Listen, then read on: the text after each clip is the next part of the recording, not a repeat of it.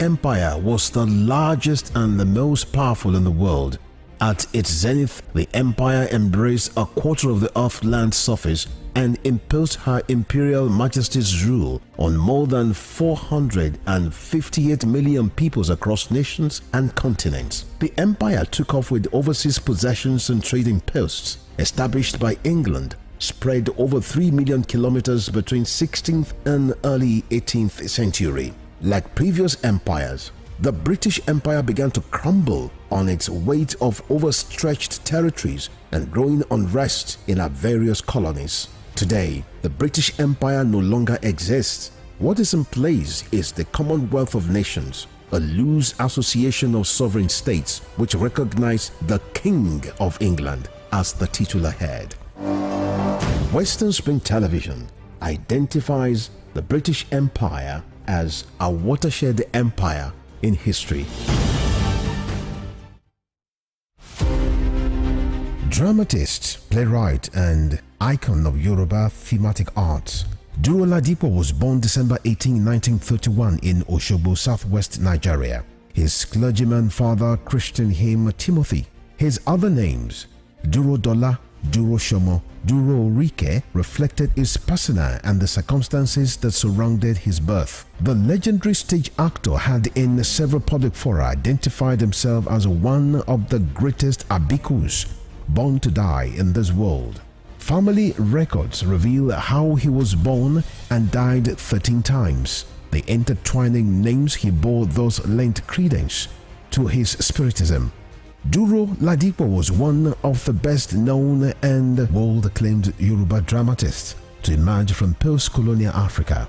His notable works, Obakoso, Obawaja, and Moremi, took him beyond Africa to several parts of the world. By the time Duro Ladipo died on 11 March 1978, the Nigeria's first cultural ambassador had acquired a towering image as an artist whose works adorned the frontage of Trenchard Hall, University of Ibadan. Western Spring Television identifies Duro Ladipo as a major character in history.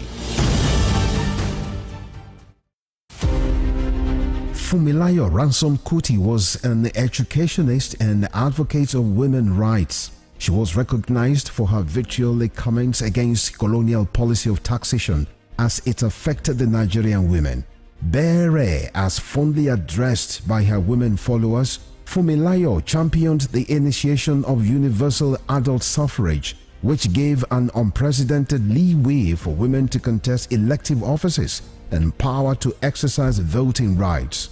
Married to a foremost educationist and teacher, Israel Oladotun Ransom Kuti, the first president of Nigeria Union of Teachers, Fumilayo Ransom Kuti was the mother of children who inherited her spirit of activism. Olufela and Be Kololari, the former, a renowned musical legend. She was the first female student of Abeokuta Grammar School and the first female to own and drive a car in Nigeria. The award recipient of Member of Order of Nigeria MON and Lenin Peace Prize, was born on 25th October 1900 and was killed on 13th April 1978 by rampaging road soldiers in Lagos. Western Spring Television identifies Fumilayo Ransom Kuti as a watershed character in history. Hilas Olayinka Herbert Macaulay, politician, nationalist and journalist, was the first Nigerian to qualify as a civil engineer, surveyor and architect. Born on November 14, 1864, Herbert Macaulay was the founder of Nigeria's National Democratic Party, the first political party in pre-independent Nigeria. Scholars of Nigeria's political history describe Herbert Macaulay as the intellectual bulldog of 19th century Nigerian nationalist movement, in the deference to his qualities as founder and leader of two foremost political parties, Nigeria National Democratic Party (NNDP) and National Council of Nigerian Citizens (NCNC).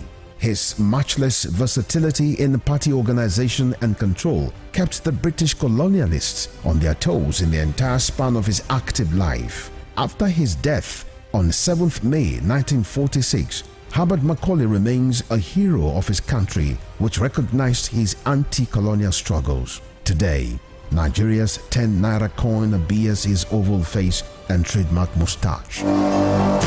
Western Spring Television identifies Herbert Macaulay as a major character in history.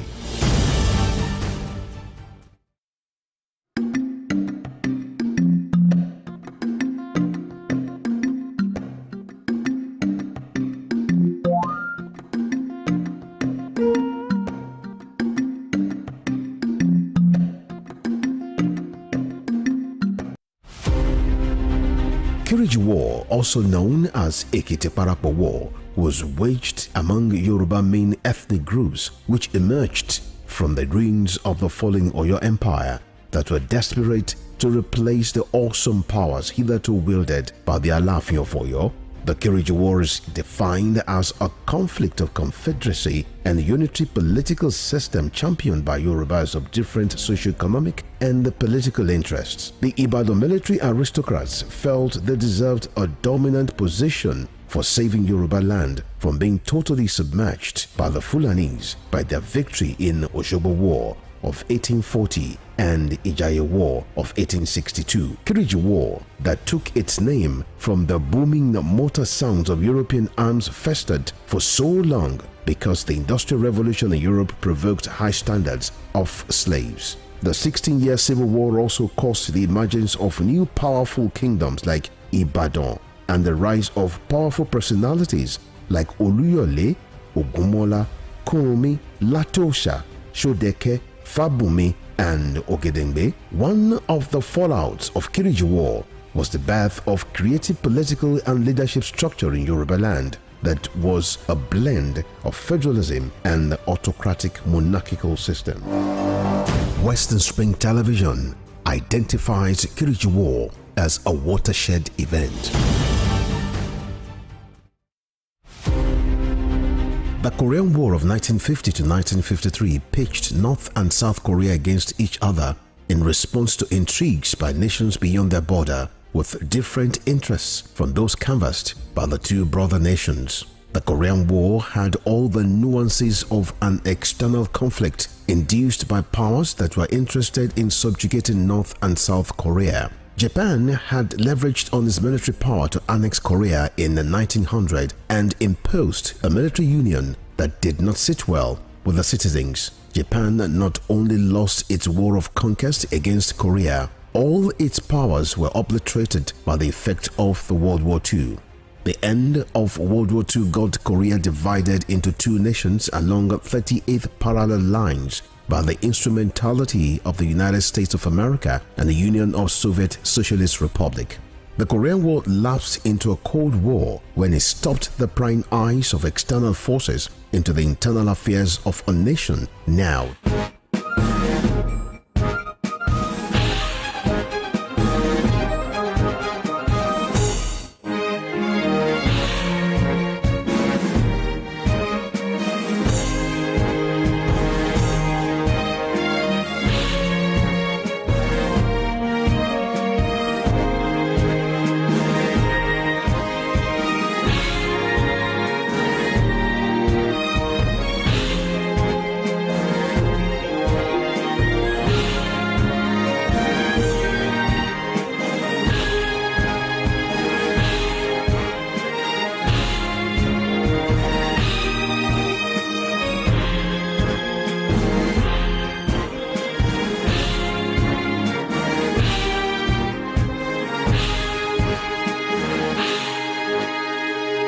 Western Spring Television, ours it is.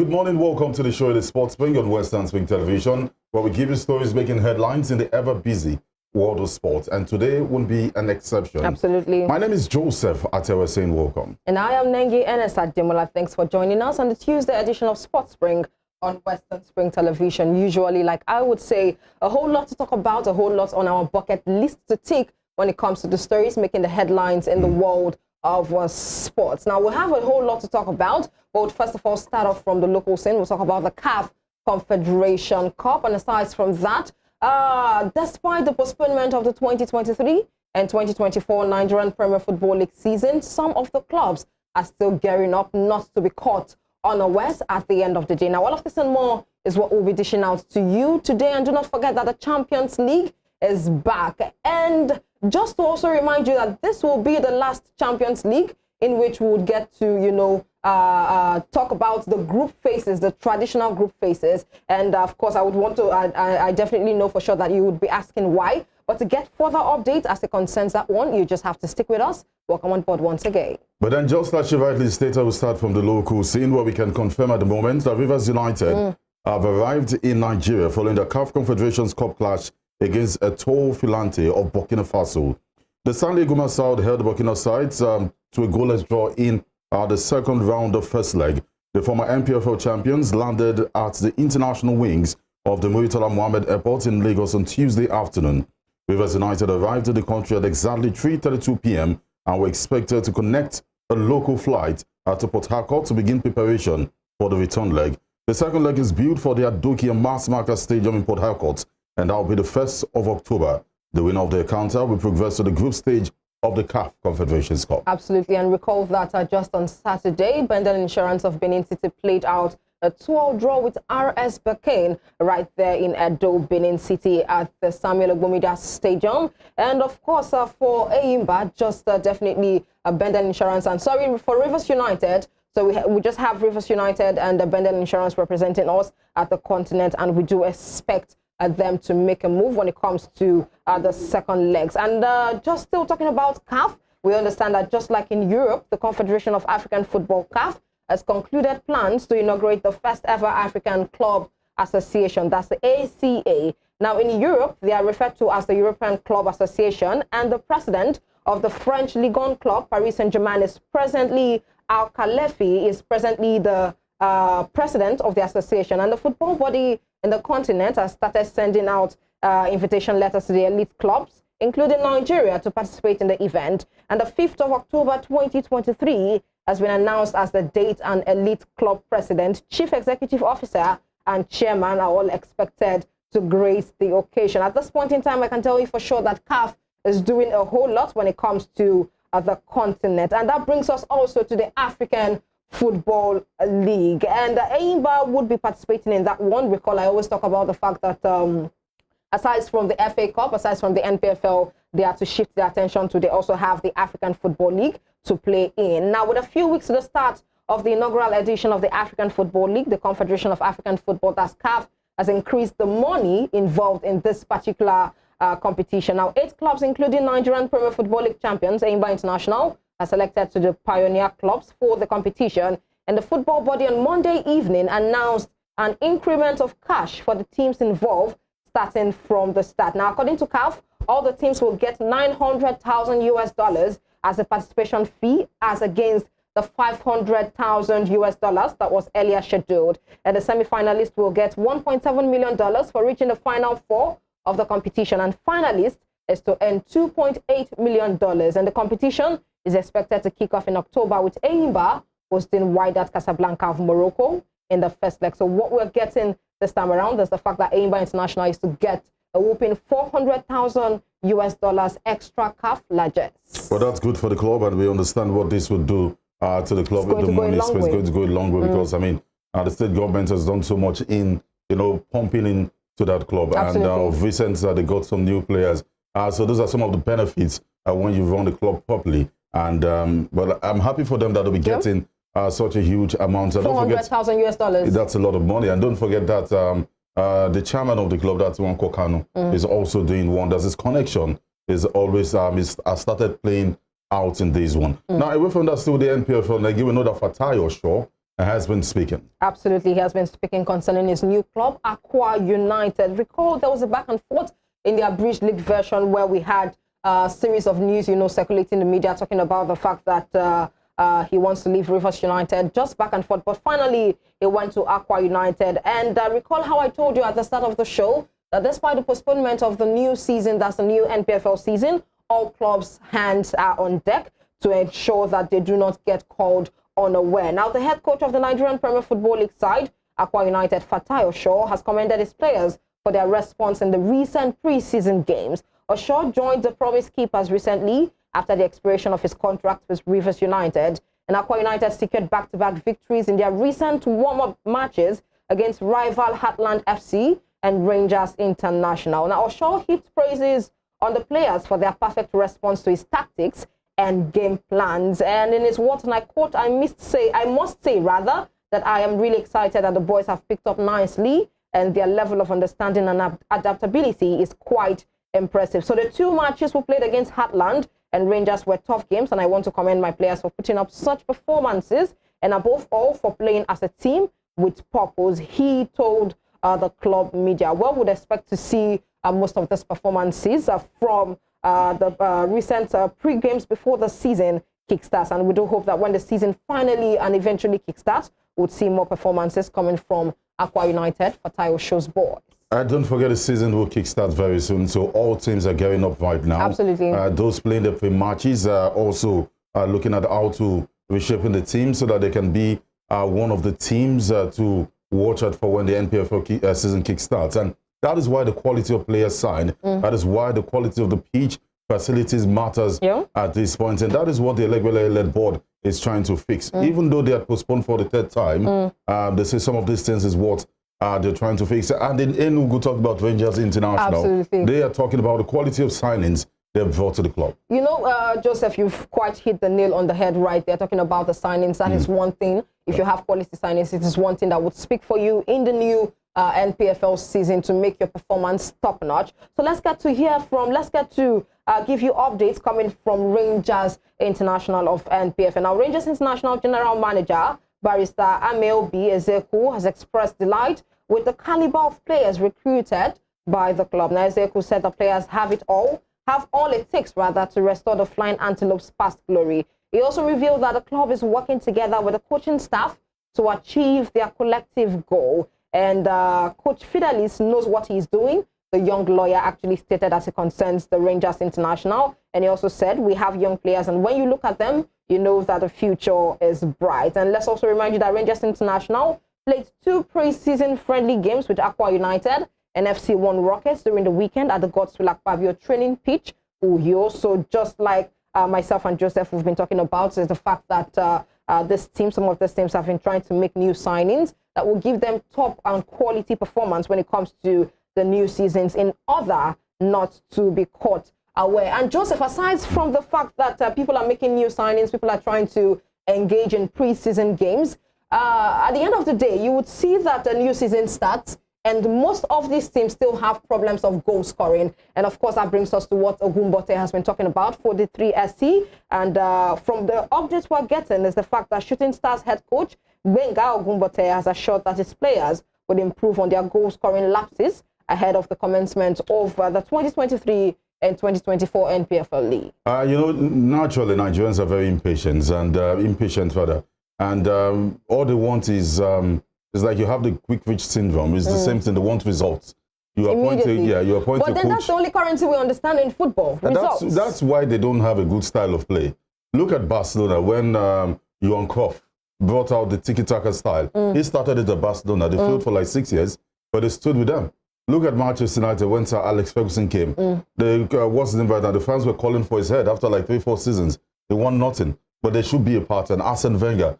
These are guys, you must give them time. If you want a good style of play, there must be a pattern. There is no, if you watch the NPFL, you kick the ball from the back, who knocks it, wipe it, it is boring. So you won't blame them sometimes. Only if fans can be patient, only if fans can understand that there's a proper style of play. But as I said, unfortunately in Nigeria, that does not happen. You see a team go, maybe they've won their last 7 games and play one game and loses that game. You see fans invading the pitch trying to beat referees. So it's a problem. It's something, before you can get a good style of play, it's something they need to fix. The amount of security that will be at the stadium to ensure that There's no pitch encroachment by the fans and all those stuff. So it's a long way to go. It's not something that can be settled sometimes the management itself can be very impatient with the coaches right here. And that is why he has been talking about the fact that he is set to fix the goal scoring problem when it comes to the new season. Well, wait and see. Let's move away from that, where Lobby Stars have adopted the Lafayette City Stadium as their home ground for the 2023-2024 Nigeria Premier Football League season. The Lafayette City Stadium is the home ground of relegated Nasarawa United. The Makurdi-based outfit original ground, the Upper Aku Stadium in Makurdi, is under renovation. The Benue State Sports Commissioner for Youth and Sports, Tekimbe Inyange, alongside the Lobby Stars management, made an on-site check on the facility. Now, Lobby Stars played the 2022-2023 MPFL season at the new Jos Stadium in Plateau State. And just to also remind you that Lobby Stars are currently without a coach after the resignation of Bala Abubakar, barely 2 months of joining the club. So that's an update we'll get to follow. And definitely when we lay our hands on something, what's the news, will definitely give you update as it concerns Lobby Stars of the NPFL. Now, moving away from that one and getting to talk about other sports as it concerns the local scene, we understand that the Stephen Keshi International Stadium at Sabah is wearing a new look ahead of the 7th National Youth Games tagged as Sabah 2023. Now, from the gates to the main bowl and other competition centers for the event, the facility is already wearing a pleasant new look, while various workmen are putting finishing touches to various tasks in herald of the all-important national event. Now, the Youth Games, let's also remind you, is scheduled to begin tomorrow. September 20th, with the arrival of state athletes, while the opening ceremony is on September 23rd and closing ceremony on September 30th. And according to the chairman, Delta State Commission, Chief Tonobok Okowa, the Delta State Governor, Right Honorable Sheriff, is passionate about sports and has given all the needed support and with a matching order to the organizing committee to ensure that this edition of the Youth Games is the biggest and best organized in its history to deliver the most memorable sporting experience to athletes, officials, and sports fans. I would keep saying this. It's not about being organized when it comes to committee, when it comes to all the needed support. It's more about the youth. It's more about the athletes themselves. Hope we are not going to be seeing our grandmothers and grandparents compete in this particular edition. Well, hopefully that doesn't happen, but age cheat happens all over the world. Absolutely. But I mean, it's rampant in Africa, and most especially in the local scene. In Nigeria. I mean, we saw what happened in Iloy, where 46-year-old man was running the seats under 20.